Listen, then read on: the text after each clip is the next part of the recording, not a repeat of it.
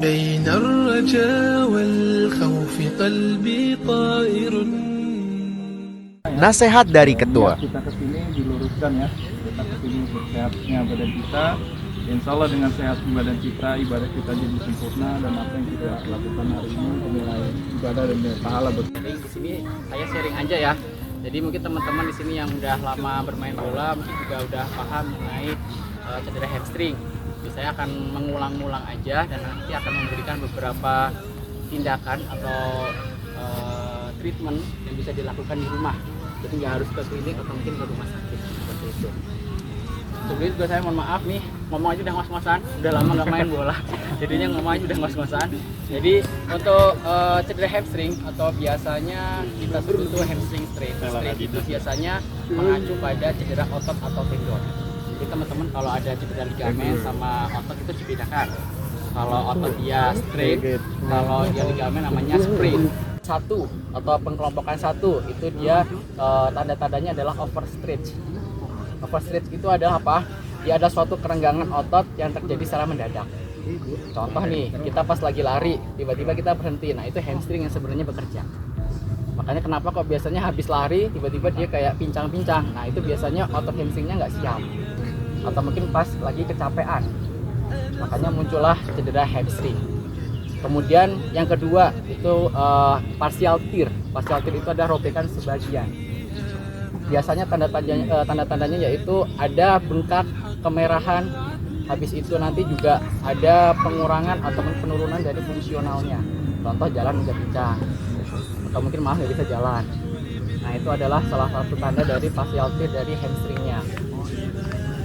Kemudian yang ketiga ini yang paling parah, ruptur hamstring atau mungkin putus dari otot-otot hamstringnya. Jadi dianggap putus ini sebenarnya bukan berarti otot hamstring itu putus semuanya ya. Hamstring itu ada 3 otot. Nah 3 otot ini mungkin salah satunya ada yang putus. Nah mungkin nanti kalau pas dicek MRI atau mungkin USG itu kelihatan mana yang putus, mana yang enggak. Nah tanda-tandanya pasti lebih parah daripada grade yang kedua. Tadi yang pertama udah ada bengkak, pasti bengkaknya lebih gede. Kemudian jalan pasti malah nggak bisa jalan lagi. Yang ketiga biasanya udah ibaratnya kemerahannya udah mulai lebih ada pendarahan juga pernah, atau kebiruan yang seenggaknya sampai kehitaman itu juga pernah. Jadi emang tanda-tandanya ini sebenarnya bisa kita deteksi dini kalau emang kita cedera hamstring. Biasanya yang sering terjadi di sini mungkin hamstringnya grade 1 karena masih pulang masih enak, masih bisa naik motor, masih bisa, kemungkinan itu grade-nya grade 1. Cuma kalau udah mulai harus dibopong, harus ke ambulan, nah itu kemungkinan grade 2 ke atas. Nah sedangkan untuk mekanisme of injury, gimana caranya kok kita bisa kena cedera dari hamstring, itu yang pertama biasanya tadi yang kita habis lari, habis itu berhenti mendadak, hamstring ini dia akan nahan. Nah pas otot hamstringnya ini nggak kuat, biasanya akan terjadi partial atau overstretch atau mungkin ruptur. Yang kedua biasanya akselerasi, jadi habis lurus belok, nah itu biasanya juga sama, itu hamstring juga akan bekerja. Jadi mungkin 2 gerakan itu yang pas kita lagi capek jangan terlalu terforsir. Takutnya kita lagi ngejar pengen juara 1 nih, dapat pavilion gitu ya, kita udah kecapean. Nah pas kondisi kita udah mulai fokusnya berkurang, jangan sampai kita paksa. Karena kan intinya di sini kita nyari seneng ya, nyari seenggaknya bugar. Jadi kalau pas kita udah capek jangan terlalu dipaksa. Karena kalau hamstring juga bukan menakut-nakuti ya, hamstring itu bisa kambuhan. Jadi kalau cederanya nggak dikasih treatment atau tindakan yang tepat, pasti akan terjadi lagi. Entah itu dari grade 1, apalagi grade 3, pasti akan kambuhan.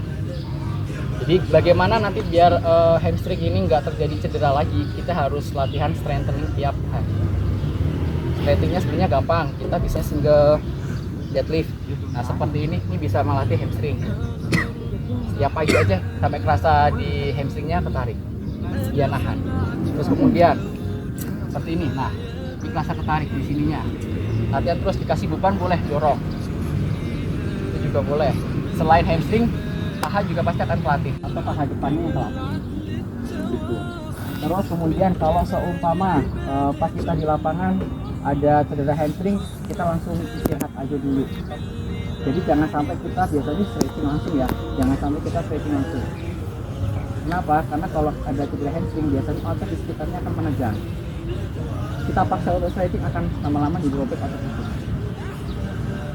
kita sering lihat mungkin teman-teman aduh jatuh, entah itu di bagian betis atau mungkin hamstring. Nah, jatuh aja, jatuh Mas. Nah, jatuh.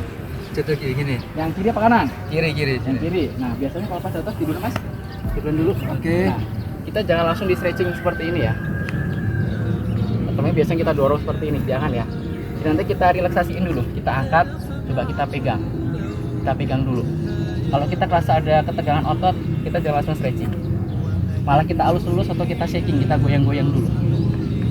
Nah, biasanya kalau tim medis masuk itu dikasih hot cream, kasih yang hangat. Kita hot cream dulu biar nanti ototnya dia melar, baru kita stretching. Kalau kita paksa dari awal, dia kan udah menegang ya. Udah menegang nih, udah kayak gini udah susah. Nah, kita paksa krek, jelas bisa putus kalau nggak robek. Gitu. Terus kuncinya selain dikasih treatment hot cream, kita rilis atau kita shaking tadi, pasien atau pemain harus tenang. Semakin dia panik, semakin menegang. Gitu. Jadi kadang instruksi antara kita bilangnya inhale exhale, jadi tarik nafas, hembusin itu juga harus sejalan sama kita lakuin stretching. Karena dari sirkulasi udara sama darah itu juga mempengaruhi dari tingkat penarikan dari ototnya. Makanya semakin panik, semakin susah, makin ketarik terus. Karena sampai histeris, nah itu yang biasanya cewek-cewek histeris malah makin ketarik. Itu jadi intinya pertama ada cedera nih, jatuh. Kita angkat sedikit, posisi lurus, coba kita pegang hamstringnya. Mana yang menegang? Kalau udah ketemu baru digoyang-goyangin. Setelah digoyangin, kalau ada hot cream, bawa hot cream. Kalau enggak kan pasti biasanya susah ya kalau kita main. Goyang-goyangin aja. Kalau udah ngerasa agak lembek, baru di stretching. Tekniknya banyak, boleh seperti ini. Yang penting harus didorong ke atas. Kalau segini kemungkinan masih bagian betisnya. Kalau pengen hamstring harus lurus dan angkat ke atas. Dan kita tanya ke pemainnya, udah rasa hamstringnya ketarik? Iya. Nah, seperti itu. Kalau seperti ini biasanya masih di betisnya ya. Iya. Nah, jadi harus ke atas. Dan posisinya harus lurus, nggak boleh nekuk. Kalau nekuk berarti ada kompensasi di hamstring. Ininya mindek. Jadi kalau kita gini percuma, nggak ada manfaatnya. Makanya harus lurus. Sebisanya, kalau segini udah ketarik ya udah nggak apa-apa. Yang penting kita evaluasi ke pemainnya. Udah ketarik belum? Kalau belum, naik sedikit. Sampai kerasa sakit sedikit, tahan. Jadi kita 5 hitungan baru lepas. Diulangin terus sampai kerasa nyaman pasiennya atau pemain. Nah, sampai rumah atau mungkin samping lapangan langsung dikompres pakai es. Ya, karena es itu sebenarnya pembantu pada saat kita cedera akut atau cedera awal. Jangan sampai pas di awal-awal nih kontraindikasi sebenarnya dari es itu kalau seumpama dia ada ketarik atau mungkin biasanya kita kram itu nggak boleh pakai es. Cuma kalau emang dia cedera ada luka terbuka atau mungkin ada kemerahan itu pakainya es. Mungkin yang dulu-dulu udah saya jelaskan nih gimana penggunaan icing sama hot cream. Jadi kalau pas udah sampai ke pinggir lapangan atau mungkin rumah langsung kompres es aja. Dan dilakuin latihan tadi. Jadi single executive, habis itu lateral dari lanjutnya dilakuin terus. Nanti kalau udah bagus baru kita masuknya ke gym. Kita latihan level yang posisi tiduran gitu kan, diginiin. Nah ini hamstringnya sampai kerasa. Habis itu nanti latihan leg press, dorong. Nanti juga bisa. Jadi quadriceps sama hamstringnya juga terlatih. Jadi, intinya sebenarnya hamstring itu nggak bekerja berlebih asalkan quadricepsnya bagus. Nah kadang kita lupa melatih quadriceps atau paha depan. Makanya pas kita berdiri seperti ini yang nahan hamstring, kita lari berhenti hamstring. Kalau quadricepsnya bagus, seharusnya hamstring tidak terlalu berlebih bekerjanya. Gitu. Mungkin itu untuk penanganan secara dasar ya. Nanti di rumah kalau Soma nih, semoga hari ini nggak ada. Kalau hari ini mungkin bisa jadi praktek ya. Jadi semoga jangan ada hari ini. Jadi nanti kalau emang ada cedera seperti itu, coba di shaking dulu, digoyang-goyangin dulu, habis itu baru di stretching. Jangan langsung tiba-tiba di stretching. Takutnya sebenarnya sih ada mungkin yang nyaman, ada yang enggak. Takutnya kalau pas dia cedera beneran hamstring, kita tarik malah putus. Gitu. Makanya lebih hati-hati aja. Pas ada hamstring dia megang-megang, aduh sakit. Coba kita lurusin dulu sampai menegangnya udah berkurang. Kalau sudah berkurang, baru kita stretching pelan-pelan. Kalau emang nggak bisa main, oke, berarti ke pinggir lapangan kita kompres es atau mungkin nanti di rumah langsung dikompres es. Ya seperti itu mungkin ya. Mungkin recall tadi dari awal. Jadi yang pertama kalau grade 1 itu dia nggak cuma ketarik aja. Nah yang kedua itu dia ada bengkak, kemerahan. dan biasanya menyebabkan ada penurunan dari fungsionalnya, jalan susah.